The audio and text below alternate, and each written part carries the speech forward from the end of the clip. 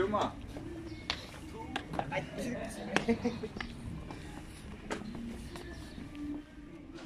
Шәкірттер және осы Маңғыстау станциясының руководителері сіздер бүгінгі өндірістік сабақтың кезекті отырысын осы станция Маңғыстауда өткізуді біз шештік. Қазір сіздер, құрметті студенттер, біздердің сабақтарымызға қатысып отырған осы Маңғыстау станциясының станция бастығы Зонаев мырза отыр. Бұл кісіні мен кішкентай өмірбаянымен таныстырып өтейін. Бұл біздің Қазақтікі әлі бітірген біздің университетте, енді осы темір жолда өзі 20 жылдың үстінде қызмет етіп жатыр. Көптеген станцияларды нашаған станция болды, істеді, өзен станциясында, болашақ станциясында дегендей және басқа да қызметтер. Уақытта, белгілі уақытта дежурный по станции или локомат от поездного диспетчера при поступлении приказа сразу кетеді. Остановительный поезд дегеніміз бұл егерде темір жолдың бойында қандай да бір авария, үлкен авария, поезда темір жолдың терминін крушение деп аталынады. Сондай жағдайда поездар бір-біріне соғысып, үлкен апат болған жағдайда сол поездарды орнына қалыптастыратын арнайы жасақталған пойыз. 5-6 вагоннан тұрады, бригадасы бар, күні-түні жұмыста дайын отырады. Сол поезды егерде хабар жетіп, приказ жететін болса, 45 минутта көтерілу керек деп отыр. Кетіп қалады. Кетіп қалу керек. Станциядан кетіп барады жаңа. Ал өрт сөндіру пойыз дегеніміз. Бізде қазір көрсетеміз, бұл егерде темір жолдың жерлерінде өрт болған жағдайда көтерілетін пойыз. Онда 4 вагоны бар, және де өзінің бригадасы бар. Ол 15 минутта көтерілу керек. Мынау поездда тұрған, дайын тұрған локомотив турасында бересіңдер жеңгесі. Бұл жерде қарамайды. Бұл жерде каждый өзінің несі бар, жұмыс жасалатын жұмыстары бар. Сонда тепловоз береді, осындай уақытта кетіп қалады. Асфальттан көтеріледі. Жолаушыларға қандай да бір қиындық туғызады, қолайсыздық туғызады. А бұның екінші түрі бар, бұл биік. Алматы бірде бар, дұрыс айтасыз. Атырауда бар. Осы жерде бір сұрақ қойды. Рельстің маркасын қалай айырамыз дейді. Рельстің маркасы міне жазылып тұр. R50. R50. Бұл қайдан алынады? Бұның 1 метрі 50 килограмм деген сөз. Бұл R50 дейкені осы жерлерде бұл қазір қолданылмайды көп. Шеткі жақта R50 көрдіңдер ме? Маркасын біліп отырмын. Мен вагонның, жолаушылар вагонның мен артынан қарап тұрмын. Сигналдар бар, тышта. Бұның пойыздың артын біз қайдан білеміз кетіп жатыр? 3 лампы бар, 3 көрдіңдер ме? Жанат қызыл. А грузовойда лампы болмайды. Mesela қыстыратын қызыл диск болады, қыстыра қояды, біреу. Оны да көрсетем бар. Енді мынау автосепкі міне. Вагон осыған келіп жалғанады, бір-біріне тіркеледі міне. Бір-біріне қосылған кезде мынау замок ұстап қалады, кілттеніп қалады. Скоростьпен кетті. Жай келді. Әдемі қылып тіркеле қойсаң. Замок. Оны ашу үшін не істеу керек? Ананы көрсетіп көтер. Решат. Ана решат тұр ғой, аржанда. Көтер, жоғары шығарып ал бірінші. Асықпа, шығарып. Енді қара, міне. Тарт. Міне ашылды, ажыратылды вагон. Орнына қайтадан қойып кетті. Қойып кету керек қайтадан. Егер қоймасаңдар, келесі жолаушы іліп қойған. Мына ненің несі? Дайын емес. Составитель келіп, маневр жасаңыз тіркеп, сүйреп кетпеу үшін қызыл іліп қойған. Себебі тоқ қосылып жатыр міне. Тоқты ажырату керек, содан кейін барып қызыл алынады жалау. Сары ма қояды, жасыл ма. Содан кейін барып маневр жасауға, қозғауға болады. Тұрғандарыңыз, мынау башмак. Иә, тежегіш құралы. Бұл кілттеніп тұрады. Біреу алып, басқа бір жағдайға байланып кетуі мүмкін. Вагондардың астына қойып қойуы мүмкін, жолға қойып кетуі мүмкін. Немесе, сондықтан да бұл қатал сақталынатын, қатал тәртіппен саналатын. Не дейсіз ағайын? Башмак, тежегіш құралы деп аталады. Бұның салмағы 3,5 килограммдай. Міне, біреуінің салмағы 3,5 килограммдай. Барлықтарының нөмірі бар. Барлықтарының нөмірациясы бар.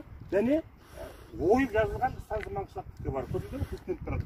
Қойылатын кезде оның кілті өзінің башмак қоятын адам келіп ашып, айтып, дежурный по станцияға айтады.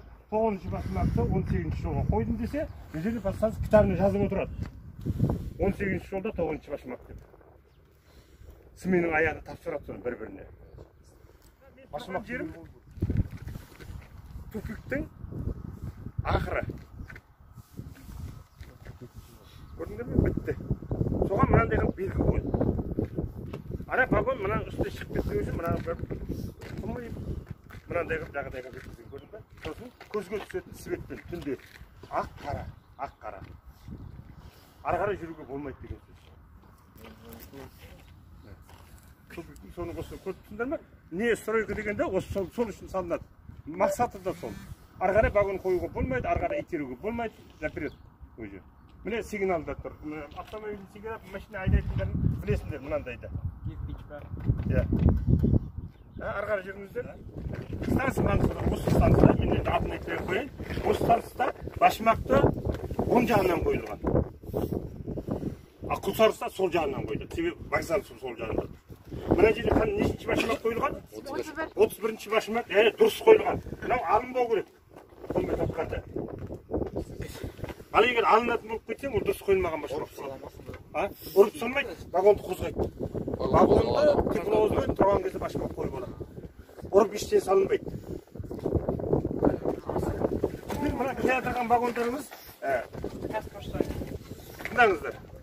Бұл вагонның түрі жолаушылар вагоны деп аталады. Жолаушылар вагоны өзі бөлінеді. Банкның вагоны, поштың вагоны, багаж және жолаушылар мінетін купе, пласкат, общий деп. Жолаушылар вагоны. Мынау біздікі қазір пошта. Ана тепловоз маған келе ала ма? Иә. Келе алмайды. Маршрут онысы емес. Егер бері қарай шығып кететін болса, ананың бәрін сындырады. Істерлерін көрдіңдер, мынаны сындырады. Ар жағына келеді де, мынаны былай ысырып жібереді. Қалай шығып тек ол тек ар жаққа кетеді ғой. Ары қарай кетеді. Бұны ысырып жіберу осындай дайын емес маршрутпен келіп, мына ысырып жібергеннен кейін мынау майысады. Мынау былай қарай кетеді, анау сынып кетеді. Шуал көтеріліп кетеді ғой. Бұл көрдің бе, бүйтіп кетеді де. Оны ысырылып кесу деп аталынады. Бір көп беретін бірақ осы жұмыста осы движеністер. Бұны сіздер, біздер движен бастан составителдер көбіне істейді.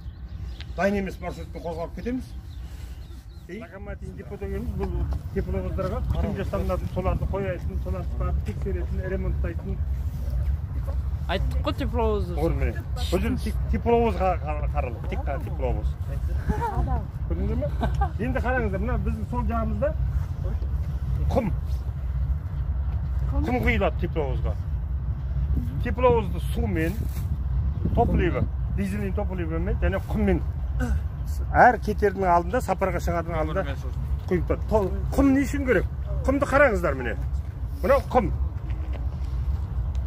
Егерде құм жоқ болса, тепловоздың дөңгелегі темір, рельсте темір, артында жүк көп болатын болса, вагон көп болатын болса, буксователь тұрып алады.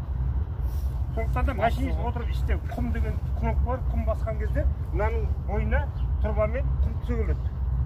Аяғының астында. Өзі буксователь бір ғана үшін пайдаланады. Құм сол үшін заправка. Құм құрғақ болуы сіздерге бүгінгі сабақты түсінбегендеріңізді тексеріп көрейін, сұрақ берейін. Бізде қазіргі мен қарап тұр, сіздерге қарап тұр, менің артымдағы станцияның четный, нечетный горловинасы. Кім көрсете алады? Так, жұп горловинасы. Так горловинасы қаяқта?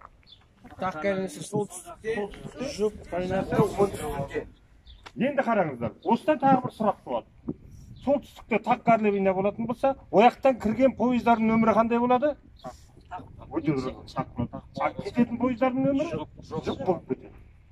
Ал біздерде четный горловина. Жұп горловина қаямызда?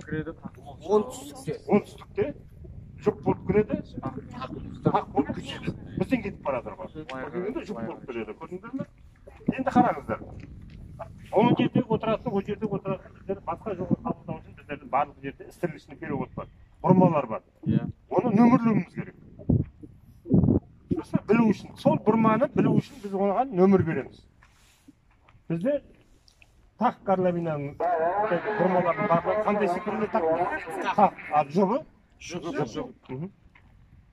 Болды, жақсы, рахмет. Жақсы қабылдапсыңдар. Келесі кездескенде сабақта өндірістік сабақ.